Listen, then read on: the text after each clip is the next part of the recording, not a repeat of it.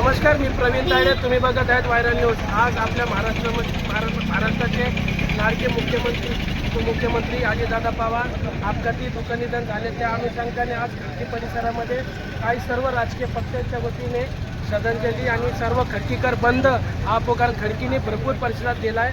तर ह्या सर्व राजकीय पक्षाचे नेते मंडळी त्यांच्याही भावना खूप दुखवल्या आहेत. तर काय सांगताना आजचा हा महाराष्ट्राच्या दृष्टीने काळा दिवस म्हणावा लागेल. एक दुर्दैवी घटना समस्त महाराष्ट्राच्या दृष्टीने ठिकाणी घडलेली. देशाचे नेते आपण ज्यांना म्हणतो आणि महाराष्ट्राचे युवा नेतृत्व आणि आम्हाला सर्व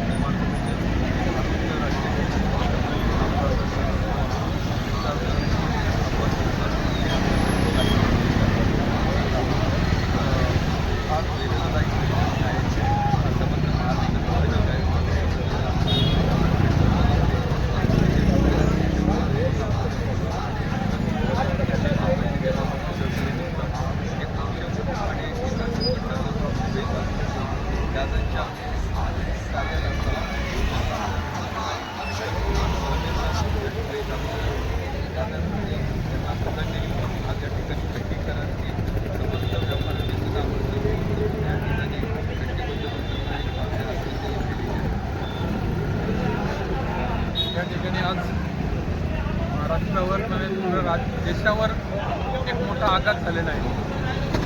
महाराष्ट्राचे कार्यक्षम कार्यतत्पर लाडके उपमुख्यमंत्री नामदार अजितदादा पवार यांचं आज दुःखद निधन झालं. त्या निधनाची ज्यावेळेस सकाळी आम्ही टी व्हीवर वार्ता बघितली त्यावेळेस आमच्यातलं कार्यकर्ता म्हणून आमच्यातली शक्तीच संपून गेली होती. त्याच काळामध्ये आम्हाला सर्वपक्षीय लोकांनी या ठिकाणी आमच्याबरोबर रस्त्यावर उतरून व्यापाऱ्यांनी देखील पूर्णपणे आज खडकी बंद केली आणि दादाने या ठिकाणी स्वतः भावपूर्ण श्रद्धांजली अर्पण करतो आणि व्यापाऱ्यांच्या वतीने देखील त्यांना या ठिकाणी भावपूर्ण श्रद्धांजली या ठिकाणी महाराष्ट्राचे उपमुख्यमंत्री आदरणीय लाडके सर्वांचे म्हणजे दादा म्हणजे एका पक्षाचे संपूर्ण महाराष्ट्राचे सर्वपक्षीय नेते होते. 28 जानेवारी वेळ कशी ती हेरेली, दुष्टकाळाने दादांची प्राणज्योत होती चोरली.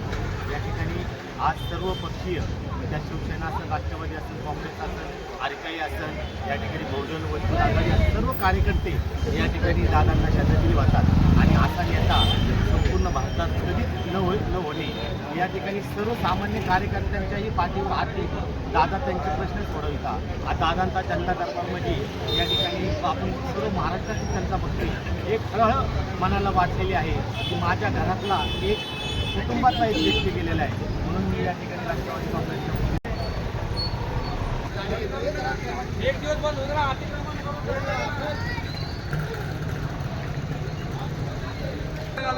असंच थांबू आम्ही करतो.